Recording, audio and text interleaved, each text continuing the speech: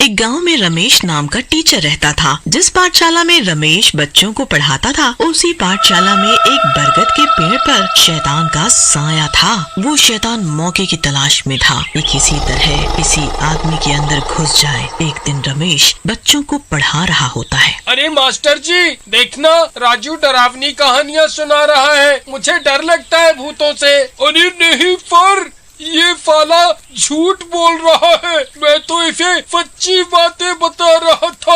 अरे राजू, ये क्या बोल रहे हो? मुझे कुछ समझ नहीं आ रहा है। अरे सर, ये सा को फा बोलता है, तोतला कहीं का। चुप करो राजा, गंदी बात है किसी का मजाक उड़ाना। और तुम क्या राजू भूतों से डरते हो? अरे इस दुनिया में भूत प्रेत नाम की कोई चीज नहीं होती, डरो मत। वो शैतान उसकी सब बातें सुन रहा होता है। उधर रमेश को उसी दिन पाठशाला में कुछ काम करने की वजह से देरी हो जाती है। आज तो काफी देर हो गई पाठशाला में। जल्दी जल्दी कदम बढ़ाऊं, नहीं तो घर के लिए लेट हो जाऊंगा। तभी वही बरगद के पेड़ वाला शैतान उसके सामने आ जाता है। कहाँ भागे जा रहे हो मास्टर जी? सुना है आपको लगता है कि इस दुनिया में भूत प्रेत नहीं होते।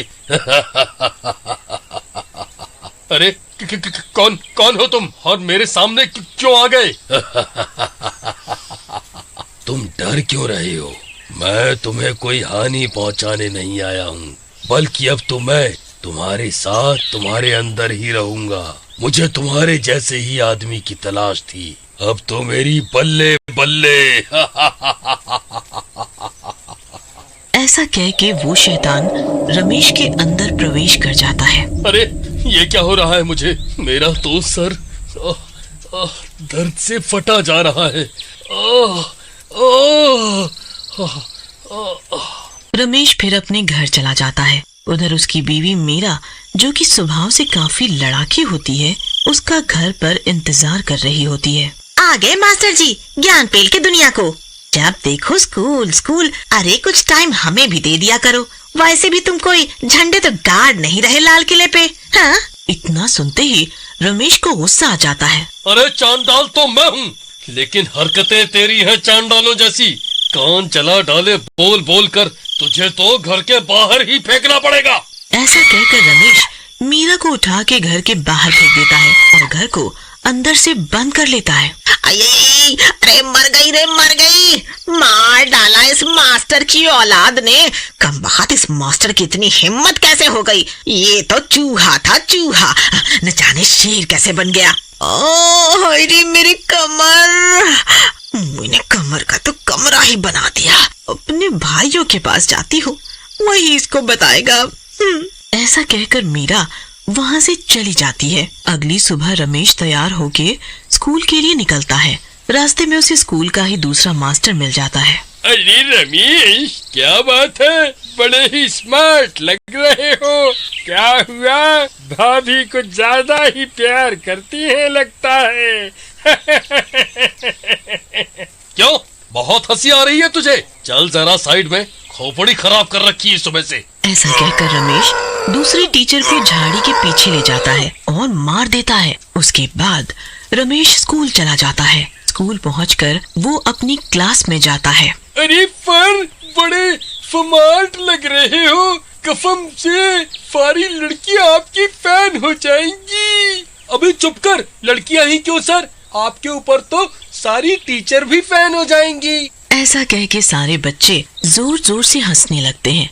रमेश को बहुत गुस्सा आता है और वो उन सबको डांट देता है। थोड़ी देर के बाद उसको एक बच्चा अकेला मिलता है। बहुत हंस रहा था ना क्लास में, अब बेटा अकेले मिला है तू। अब तो तुझे मैं जिंदा नहीं छोड़ूंगा।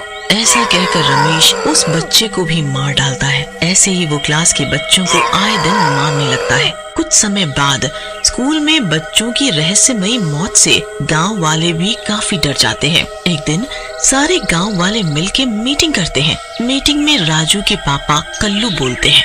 अरे भाई, ई क्या हो रहा है गांव में? पता नहीं काहे को सारे बच्चे मारे जात हैं। पता नहीं, सब के सब मरा जात है, कुछ पता नहीं चल पा रहा है।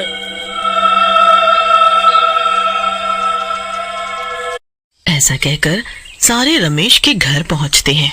अरे तुम लोग यहाँ क्या लेने आए हो? क्या हुआ? अरे मास्टर जी, क्या बताएं कि क्या हुआ? आपको तो सब पता ही होगा, इतने बच्चा सब मर गया है गांव में। आपको कुछ मालूम है कि क्या हो रहा है? अबे क्या मुझे ज्योतिष समझाए? मुझे क्या पता कि क्या हुआ। चलो अब तुम सब लोग भागो यहाँ से। हाँ जाते हैं मुंह उठा के। ऐसा कहकर रमेश सारे गांव वालों को भगा देता है, लेकिन सोचता है, लगता है इन गांव वालों को मुझ पर शक हो रहा है। मुझे अब ज्यादा सावधानी बरतनी पड़ेगी, नहीं तो गांव वालों को मेरे बारे में पता चल जाएगा और ये शरीर मुझे छोड़ना पड़ेगा। अरे हमका लगत है ई फफूरा ही कौनो गड़बड़ किया है, तभी इतना गुस्सा कर रहा था। हमारी मानो तो भाइयों, इस पर नजर रखी जाए। अब कल्लू भाई, कौनो चारा तो है नहीं, अब जो आप ही बोले।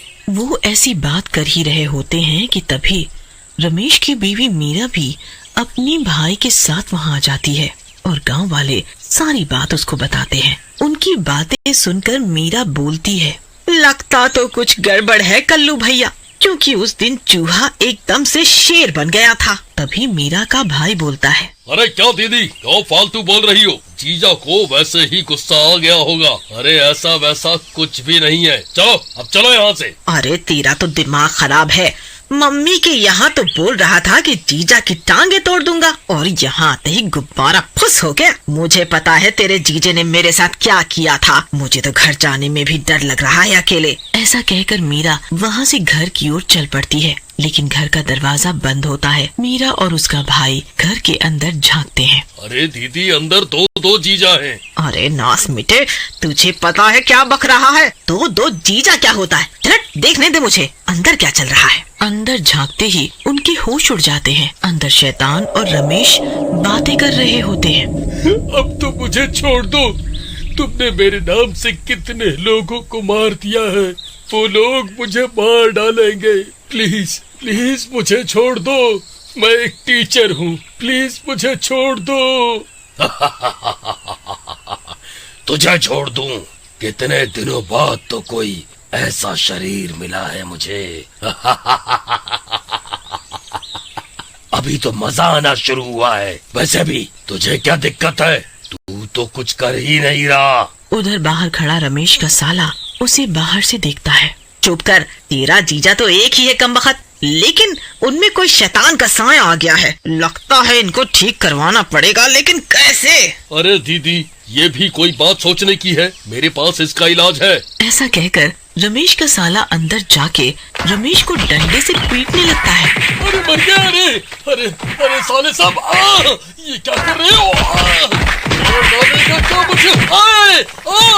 मर गया रे, बचाओ बचाओ। इतने में मीरा वहाँ आ जाती है। अरे क्यों मारे जा रहा है इनको?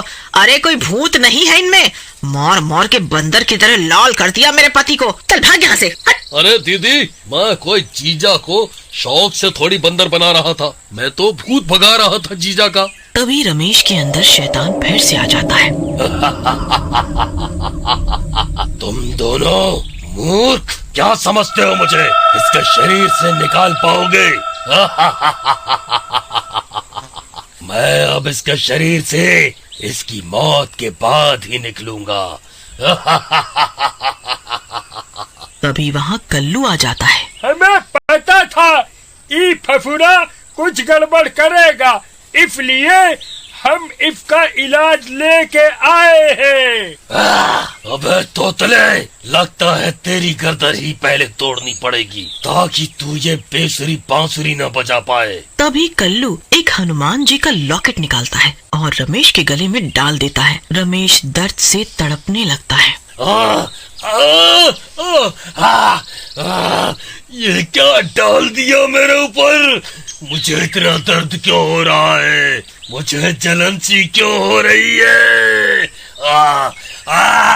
अबे फफूरे, हनुमान जी के होते तेरे जैसे 20 भी आ जाए तो भी मेरा कुछ नहीं बिगाड़ सकते, समझा क्या? उधर थोड़ी ही देर में शैतान पूरा ही जल जाता है और रमेश भी ठीक हो जाता है।